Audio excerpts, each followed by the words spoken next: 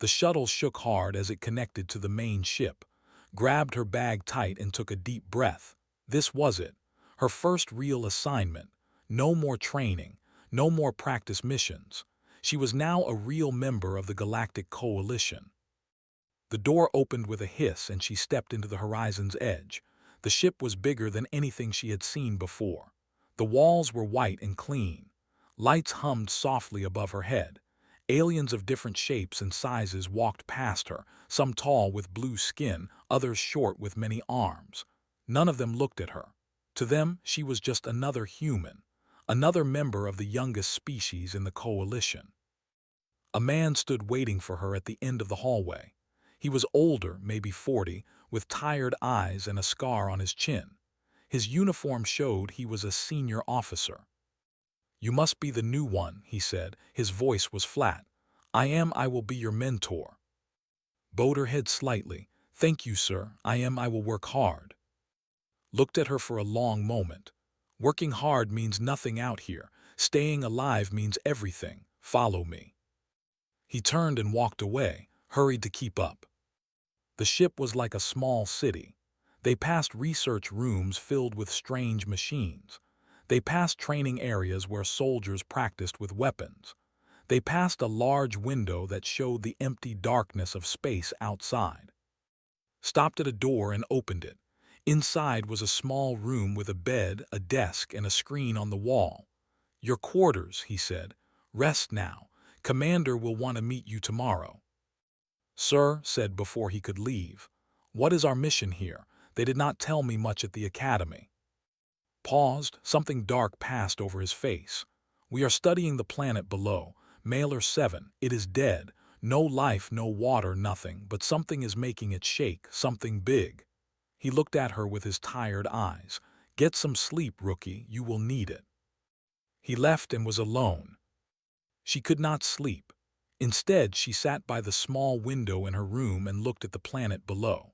Mailer 7 was gray and cracked, covered in old scars like a wound that never healed. It looked sad, she thought, like it had been hurt a long time ago and never recovered. Her tablet beeped. She picked it up and found the mission files waiting for her. She read them slowly, trying to understand. 3 weeks ago, sensors had picked up strange readings from Mailer 7. The planet was shaking, but there were no volcanoes, no earthquakes. Something was moving under the surface, something massive. The coalition had sent ships to investigate, but so far, no one knew what it was. Looked at the data for hours.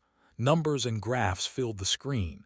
Most of it made no sense to her, but then she noticed something strange. The readings had a pattern. They went up and down, like waves on an ocean, like breathing. She saved the file and marked it for later. It was probably nothing. She was just a rookie. What did she know? The next morning, she met Commander. The commander was a woman in her 50s, with gray hair cut short and a face that showed she had seen many battles. She sat behind a large desk covered in screens and reports. "So you are the Academy's top graduate," said, looking at file. "Youngest human to pass the xenobiology exam. Impressive." "Thank you, Commander." "Do not thank me yet. Put down the file. This is not the Academy. Out here your grades mean nothing. What matters is how you act when everything goes wrong." She leaned forward. "Do you understand?" "Yes, Commander." Studied her for a moment, then nodded. "Good. Report to the research deck. Doctor will tell you what to do." Found in a lab filled with screens showing images of Mailer 7. He was a thin man with glasses and messy hair, surrounded by papers and equipment. He looked up when she entered and smiled. "Ah, the new one. Welcome, welcome. I study living things." He laughed at his own joke. "Well, usually living things. This planet has nothing alive, but something down there is moving and I want to know what." Helped him organize data for the rest of the day. It was boring work, but she did not complain. She was learning. She watched how he looked at information, how he asked questions, how he refused to accept easy answers. That evening, she ate dinner in the common area with a young engineer named. He was cheerful and talked too much but liked him. He made her feel less alone. The other species think we are children, said between bites of food. They have been traveling space for 1,000,000 years. They have conquered 100 worlds, and us, we only left Earth 200 years ago.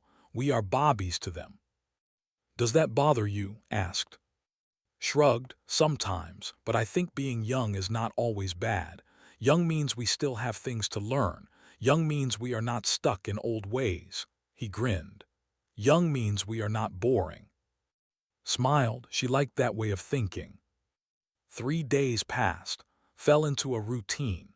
She worked within the morning, trained within the afternoon, and ate dinner within the evening. She was starting to feel like she belonged. Then the alarm started. It happened at night. Red lights flashed. Sirens screamed. Jumped out of bed and ran to the bridge, following the crowd of crew members rushing through the hallways. On the main screen, Mailer 7 was breaking apart. Cracks spread across the planet's surface like a broken egg. Light poured out from inside, red and angry. The ground lifted and fell.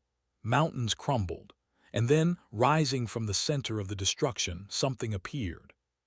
It was alive. The creature was bigger than anything had ever imagined. Its body was black like the space between stars. Its skin looked like stone and glass mixed together. It had eyes, hundreds of them, glowing like dying suns scattered across its massive form. When it moved, the planet shook. When it opened its mouth, could see light inside, burning and ancient. The bridge fell silent. No one moved, no one breathed. An old stood near the commander's chair. His skin was pale gray, his eyes wide with fear. When he spoke, his voice was barely a whisper. The world ender, it is real. Commander turned to him. Explain now. His hands were shaking. It is from the old stories, the oldest stories, a creature from when the universe was young. It eats planets to survive. Our ancestors thought they killed the last one. They were wrong. On the screen rose fully from the planet's corpse. It stretched limbs that could crush moons. It turned its countless eyes toward the stars, toward the ship, toward them. Felt her heart beating fast. Everyone around her was terrified. The soldiers reached for their weapons. They began praying. Even, who always seemed calm, had gone pale. But was looking at her tablet, at the pattern she had saved days ago, the breathing, the rhythm. It was not attacking, it was waking up. She wanted to say something. She wanted to tell them, but she was just a rookie, just a child from a young species. Who would listen to her? So she stayed silent and watched the world ender rise into the void. And somewhere in her heart she felt something strange. Not fear, something else. She felt sorry for it. The next hours were chaos. Ships arrived from across coalition space. 12 warships from 7 different species gathered around the dead planet, their weapons pointed at the creature that floated in the darkness. Watched from the observation deck as more and more ships dropped out of faster-than-light travel, their lights blinking like frightened fireflies. Did not seem to notice them. The world ender simply floated where Mailer 7 used to be, its massive body slowly turning. Its many eyes looked at the stars, at the empty space, at everything and nothing. Sometimes it made sounds, deep rumbles that traveled through space and shook the ships nearby. The sounds were strange, almost sad. Commander called a meeting of all senior officers. Was not invited, but had found a way to listen through the communication system. They sat together in a storage room, listening to the voices of the most powerful people in the fleet. "We must destroy it now," said the general. His voice was harsh and angry. "Every moment we wait, it grows stronger. Our ancestors made the mistake of waiting. We will not." "Your weapons will do nothing," the elder replied. His voice was tired, defeated. "Our records show that ancient fleets threw everything they had at these creatures. Plasma, nuclear weapons, gravity bombs. Nothing worked.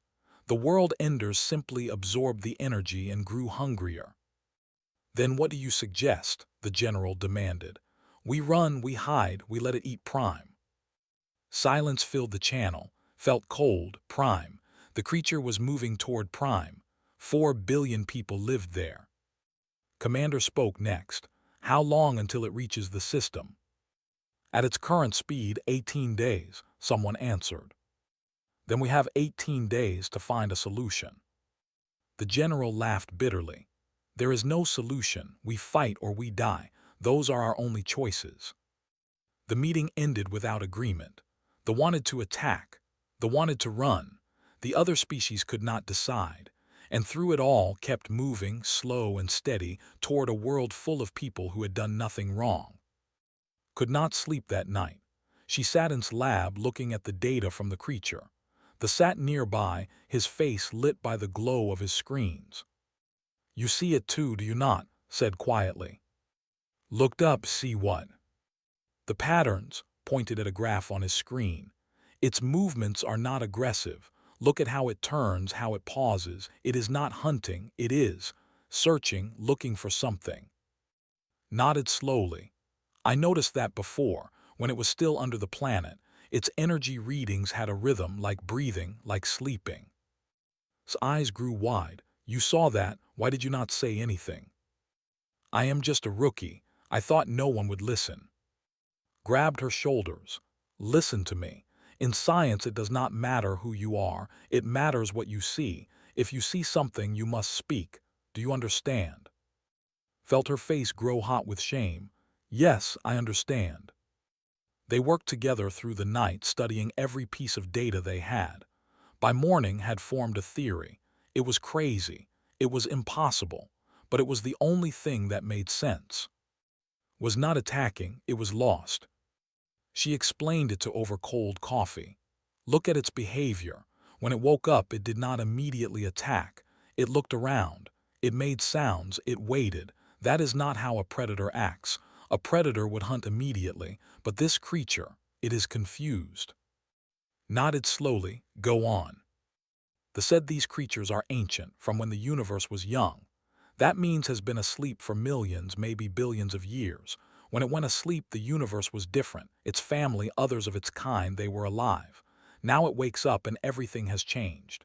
Everyone it knew is dead. The stars have moved. The galaxies have shifted. His voice grew soft. It is alone, completely alone, and it is scared. Stared at her. That is a very human way of thinking. Maybe, but is it wrong? There was quiet for a long time, then he stood up. We need to tell Commander. The meeting was small, and they sat in the commander's office while explained her theory again. When she finished, silence filled the room. Spoke first.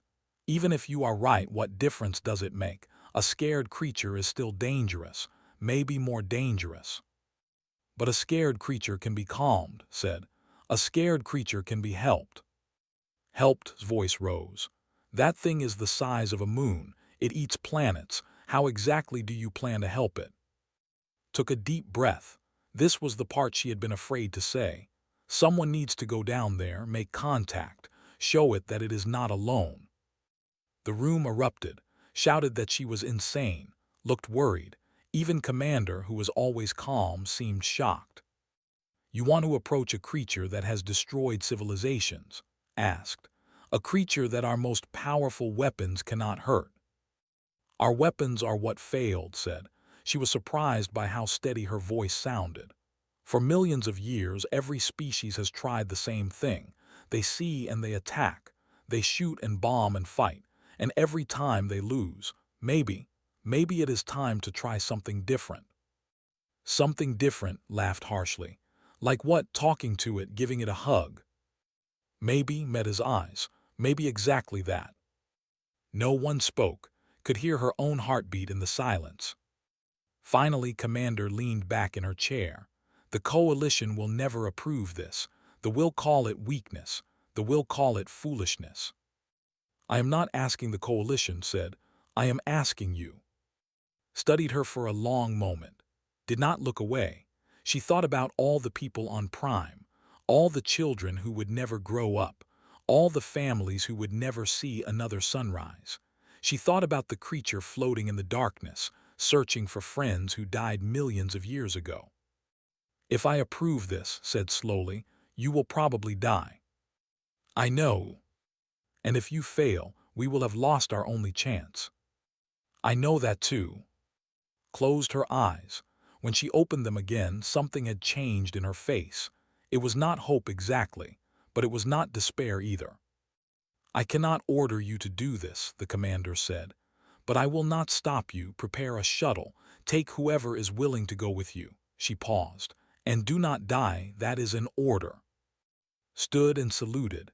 Her hands were shaking, but her heart was calm. Behind her, cursed under his breath, "Stupid rookie, you will get yourself killed."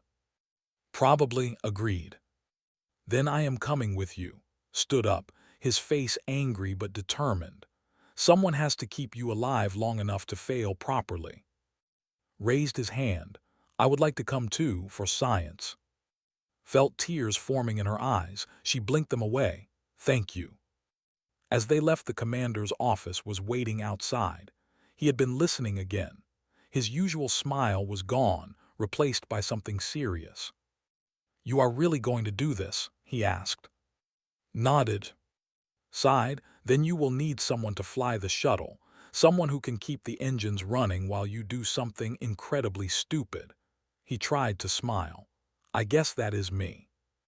4 humans, 1 small shuttle, 1 impossible mission. Against a creature that had ended worlds. Looked out the window at its distant form. It was still making those sounds, those deep, sad rumbles that traveled through space. She was terrified, but she was also something else. She was ready.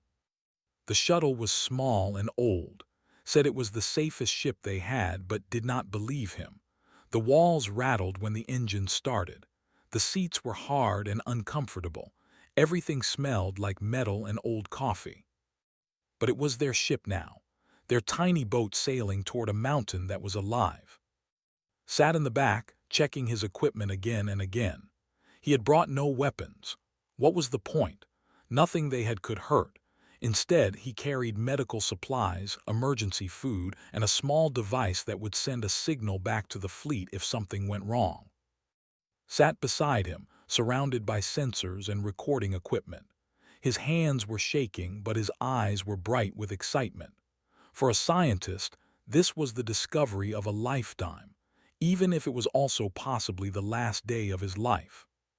Sat in the front with. She watched through the window as they flew closer to the creature. At first looked like a distant shadow, then it grew larger and larger and larger still. "By all the stars," whispered. The creature filled the entire window. Its body was a landscape of black stone and crystal. Mountains rose from its back. Valleys cut deep into its flesh. Rivers of soft light flowed beneath its skin, pulsing with that slow rhythm had noticed before. Its eyes were everywhere, some as small as houses, others as large as lakes, all of them glowing with ancient fire.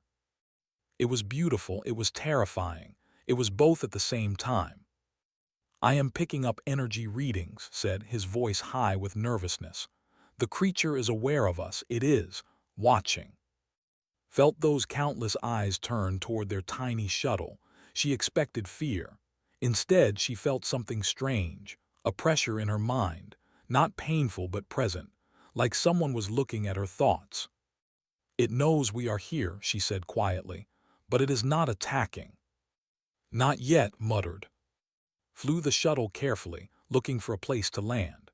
They found a flat area on the creature's back, a plain of smooth black stone surrounded by crystal formations that glowed with inner light. The shuttle touched down gently, and the engines went quiet. For a moment, no one moved. "Well," said, trying to sound cheerful, "we are officially the first people to land on a world ender. Someone should write that down." Stood up and opened the door. Air rushed in. It was breathable but strange, thick with something that made skin tingle. The gravity was lighter than normal, and when she stepped outside, she felt like she might float away. The surface of stretched out before them. Up close, it did not look like skin. It looked like land. Old, ancient land that had seen the birth of stars. The crystal formations hummed softly, singing a song too deep for human ears to fully hear. "I will stay with the shuttle," said from inside. "Someone needs to be ready to fly us out of here if things go wrong." "When things go wrong," corrected him, "stay sharp." Was already setting up his sensors, taking readings of everything around them. "The energy patterns are incredible," he said. "This creature, it is like a living star. The power inside it could fuel 1,000 civilizations." But was not listening. She was walking forward, following something she could not explain, a feeling, a pull, like the creature was calling to her. "Wait," called out, "we should stay together." She did not stop. She could not. Something was drawing her forward past the crystal formations over a small hill of black stone toward a place where the ground was different, softer, thinner. She found it in a clearing, a patch of the creature's hide that was almost clear like dark glass. Beneath it light pulsed, slow and steady, bright and warm. A heartbeat. Fell to her knees beside it. She could feel the warmth through her suit. She could see the light moving, flowing, living. This was the center of everything, the heart of a god. Caught up to her, breathing hard. "What are you doing? We need to." "I need to touch it," said. "What?" She was already pulling off her glove. Her bare hand felt cold in the strange air. Grabbed her arm. "Are you crazy? We do not know what will happen. You could die, you could." "I know," looked at him. Her eyes were calm. "But this is why I came. This is the only way. We cannot talk to it with words. We cannot reach it with machines. The only language it might understand is the oldest language there is. Touch, feeling, connection." "That is insane." "Maybe, but do you have a better idea?" Did not answer. He held her arm for a long moment, then slowly let go. His face was full of fear and anger and something else. Respect, maybe, or sorrow. "If you die," he said quietly, "I will never forgive you." Smiled. "If I die, I give you permission to be angry at me forever." She turned back to the glowing heart beneath the crystal skin. She took a deep breath. She reached out her hand. And she touched. The universe exploded. Colors she had never seen before filled her vision. Sounds she had never heard before filled her ears. She was everywhere and nowhere. She was tiny and infinite. She was herself, and she was something else entirely. And then the memories came. She saw the universe when it was young, stars being born in clouds of fire and light, galaxies spinning together for the first time, and swimming through it all creatures like hundreds of them, thousands. They danced between the stars. They sang songs that made planets form. They were the first children of creation. She felt their joy, their love for each other, their wonder at the universe they called home. And then she felt the loneliness. One by one, the world enders disappeared. They grew old. They grew tired. They went to sleep in the hearts of dead planets, hopping to wake when the universe was ready for them again. Was one of the last. It said goodbye to its family, its friends, everyone it had ever known. It found a quiet place and closed its eyes. And when it opened them again, everything was gone. The universe had changed. The stars had moved. Its family was dead, turned to dust billions of years ago.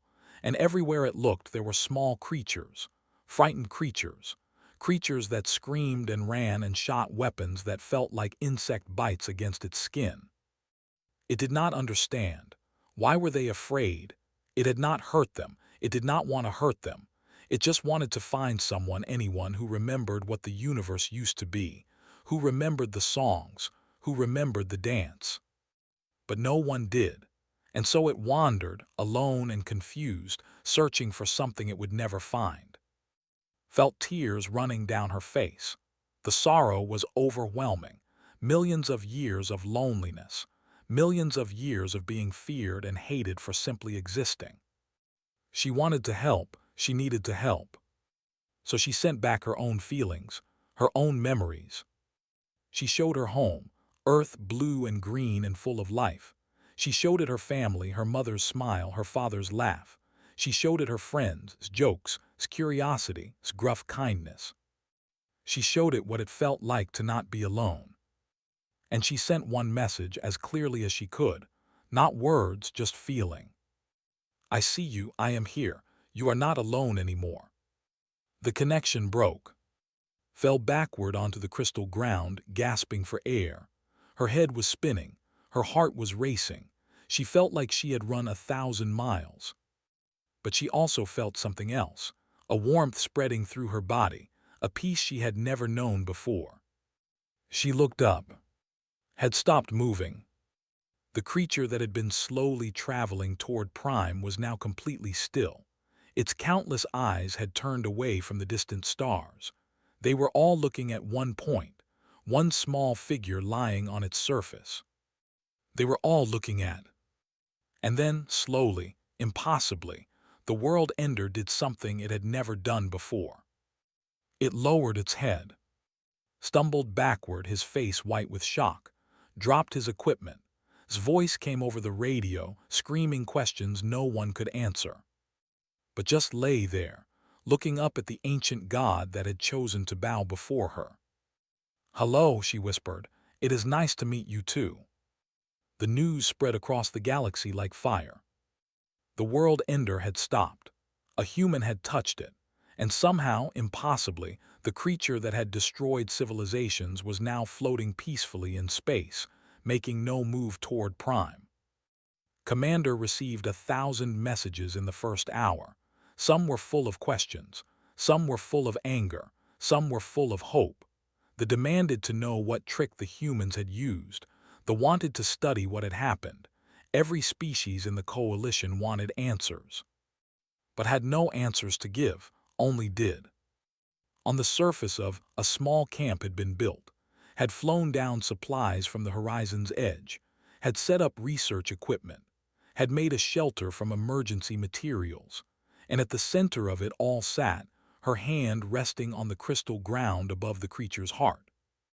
She had barely slept in 3 days. Every time she tried, she felt reaching out to her, sharing more memories, asking more questions. The creature was hungry for connection. After millions of years alone, it wanted to understand everything about this strange new universe and the small beings that lived in it. And was the bridge. "You need to rest," said, kneeling beside her. His voice was worried. "You look terrible." "Thank you," said with a weak smile. "You always know how to make me feel better." "I am serious. Your body cannot handle this. The doctors on the ship said your brain activity is 10 times higher than normal. You are burning yourself out." Knew he was right, she could feel it. Every conversation with took something from her. Energy, strength. Something deeper that she could not name, but she could not stop. Not now, not when they were so close. "It is starting to understand," she said. "It knows now that we are not enemies, that we are just young, like children who are scared of the dark." She closed her eyes. "It feels bad for frightening everyone. It did not know we were so small, so fragile. It thought we were attacking it for no reason." Sat down beside her, and now it wants to make things right, but it does not know how. On the other side of the camp was talking excitedly into his recorder. He had discovered that its body contained energy sources unlike anything in coalition science. The creature could live forever, powered by the background radiation of the universe itself. It was not just a living thing. It was a piece of the cosmos made flesh.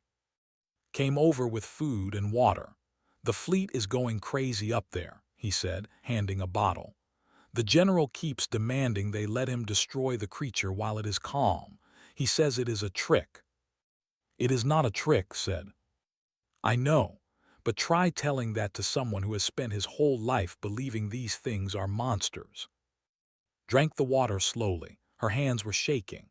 Maybe they were monsters once. Maybe when they were hungry and confused and surrounded by creatures trying to kill them, they became what everyone feared. But that is not what they are. She looked up at the crystal sky, at the soft lights pulsing beneath the surface. Showed me its memories. When the universe was young, the world enders helped create planets. They sang to the stars. They were gardeners, not destroyers. What changed? Asked. Everything. The universe grew cold. The songs stopped. Their family died. His voice grew soft. And then they woke up surrounded by strangers who only knew how to be afraid. Commander arrived the next day on a shuttle filled with coalition representatives. The elder came, his eyes wide with wonder. The general came too, his weapon hidden but his hand never far from it. Representatives from 5 other species followed, all of them wanting to see the miracle with their own eyes. Stood to greet them, she nearly fell, caught her arm. "You should not be standing," he muttered. "I have to," she whispered back. "They need to see that this is real." The coalition representatives walked across surface in silence. The elder fell to his knees and began to pray. The general looked around with suspicious eyes, searching for danger that was not there. The others simply stared, overwhelmed by the reality of standing on a creature from the beginning of time. Commander approached. "Can it hear us? Does it know we are here?" "It knows everything that happens on its surface. It can feel our footsteps, our heartbeats, our fear," placed her hand on the ground. "But it is not angry, it is curious. It wants to know why we came." "Tell it," said, "tell it why we are here." Closed her eyes and reached out. The connection was easier now, smoother.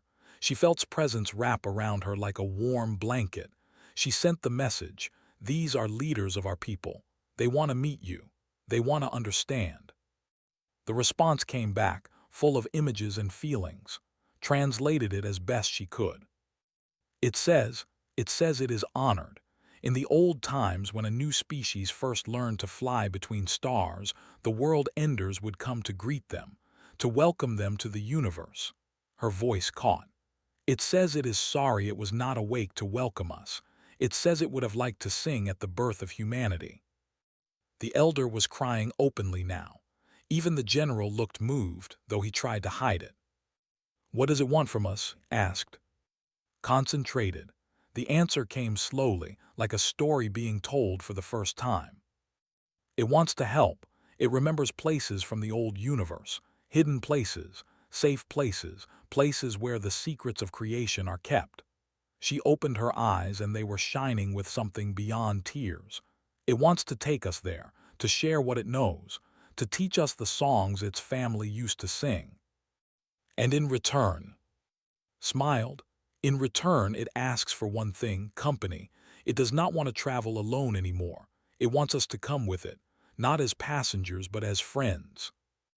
The coalition representatives looked at each other. This was beyond anything they had planned for, beyond anything they had imagined. A creature that could destroy worlds was asking them to be its companion, to explore the universe together. The general stepped forward. His face was hard, but his voice was quieter than before. "How do we know this is not a trap? How do we know it will not turn on us the moment we trust it?" It was a fair question, did not have a good answer, but did. The ground beneath them began to glow. The light spread outward from where stood, flowing across the creature's surface like water. Images formed in the light. Memories. The world enders creating planets.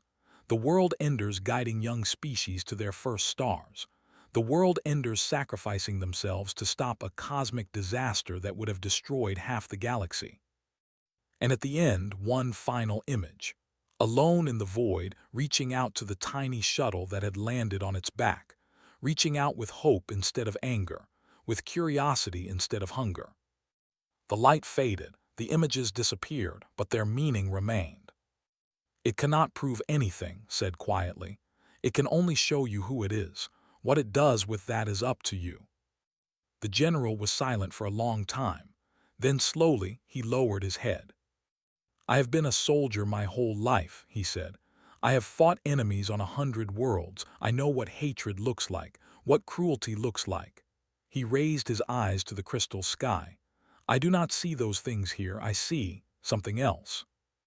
He did not say what that something else was. He did not need to. That night, as the coalition representatives returned to their ships to discuss what they had seen, finally collapsed. Carried her to the shelter while called for medical help. Watched with worried eyes. She was fatting. The connection with was taking everything she had. Her body was shutting down, her mind burning out like a candle in a storm. But above her, the world ender stirred. And for the first time in millions of years, it felt something new. It felt afraid.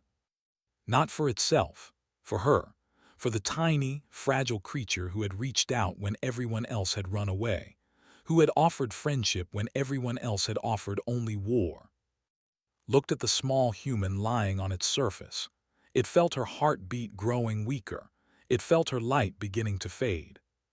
And it made a decision. It would not let her die. Not this one, not the first friend it had made in a billion years. The creature's massive form shifted. Energy began to flow through its body, gathering, focusing. A message went out across every frequency, reaching every ship in the fleet. Not words, just feelings. Help her, please help her. And the galaxy for once listened. Opened her eyes to white light. For a moment she thought she had died. The light was warm and soft and she felt like she was floating in a peaceful sea. No pain, no fear, just quiet. Then she heard beeping, machines, voices. She was in the medical bay of the horizon's edge. The room came into focus slowly. White walls, clean equipment, a window showing the stars outside, and sitting in chairs around her bed, 3 familiar faces. Was asleep, his head resting against the wall. Was eating something from a small container, looking tired but relieved. Was reading something on his tablet, his glasses sliding down his nose. Tried to speak, but her throat was dry. She made a small sound instead. Looked up and nearly dropped his food. She is awake, she is awake. He jumped up and grabbed her hand. Can you hear me? How many fingers am I holding up? Too many, whispered. Stop shouting. Woke up with a start. When he saw his eyes open, something broke in his face. For just a moment he looked like he might cry. Then he pulled himself together and crossed his arms. You almost died, he said. His voice was rough. 3 days, 3 days you were unconscious. The doctors said your brain had overworked itself. They did not know if you would wake up. But I did, said. Yes, you did, looked away. Do not ever do that again. Put down his tablet and smiled gently. How do you feel? Thought about it. Her body was weak, but something else was different. Lighter, clearer, like a weight she had not known she was carrying had been lifted. I feel good, better than I should. That is because of, said. When you collapsed, the creature did something we still do not fully understand. It sent out a signal to every ship in the fleet, not an attack, a plea. It was begging us to save you. Remembered fragments, the connection fatting, the cold creeping in, and then warmth, energy, something wrapping around her like a protective shield. It helped me, she said. I felt it, it gave me something. Nodded. The doctors found traces of an unknown energy in your system. It seems to have repaired some of the damage to your brain. We think it shared some of its own life force with you. Closed her eyes. Thank you, she thought. Thank you for not letting me go. Deep in her mind, far away but still present, she felt a gentle response. Not words, just warmth, just affection. You are welcome, little friend. Over the next few days, recovered slowly. She ate bland food. She slept long hours. She took short walks around the medical bay, rebuilding her strength step by step. And she learned what had happened while she was unconscious. Splee had changed everything. The creature's distress had been felt by every species in the fleet. For the first time, they had seen the world ender not as a monster, but as a being capable of caring, a being that valued life. The coalition had scrambled to help. Doctors from 7 different species had worked together to save. They had sent their best medical equipment. They had shared ancient healing techniques. Even species that had never worked together before had joined forces for one small human. And in doing so, something had shifted. They are talking about forming a permanent alliance, Commander told during one of her visits. Not just a temporary coalition, A real partnership, all the species working together. She shook her head in amazement. 3 weeks ago, we were ready to go to war with each other over territory disputes. Now we are discussing shared exploration programs. Because of asked. Because of you, sat down beside her bed. You showed them something they had forgotten, that there are better ways to solve problems than fighting, that sometimes the bravest thing you can do is reach out your hand. When was strong enough to walk on her own, she asked to return to surface, tried to argue. The doctors tried to refuse, but was determined, and in the end they let her go. Flew her down in the same old shuttle they had used before, and came with her, refusing to let her go alone. The surface was different now. Where there had been a small emergency camp, there was now a proper research station. Scientists from a dozen species worked side by side, studying the creature, learning its secrets. A soldier stood guard at the entrance, and when he saw approaching, he placed his fist over his heart in a gesture of respect. Walked to the clearing where she had first touched the creature's heart. The crystal ground still glowed with soft light. The pulse was still there, slow and steady. She knelt down and placed her hand on the warm surface. The connection opened immediately, easier than ever before. Its presence filled her mind, and she felt its joy at her return. "You are well," it said in feelings and images. "I was worried." "I am well because of you," she replied. "You saved me. You saved me first." They stayed connected for a long time, sharing feelings, sharing thoughts, showed her more memories, the places it wanted to visit, the secrets it wanted to share, the wonders of the ancient universe that it could show to its new friends. And then it showed her something else, a question, a hope. An image of itself traveling through space, and on its back not just a research station but a city. Humans and all the other species, living together, exploring together, learning together. "Will you come with me?" the creature asked. "Will you all come?" Felt tears running down her face.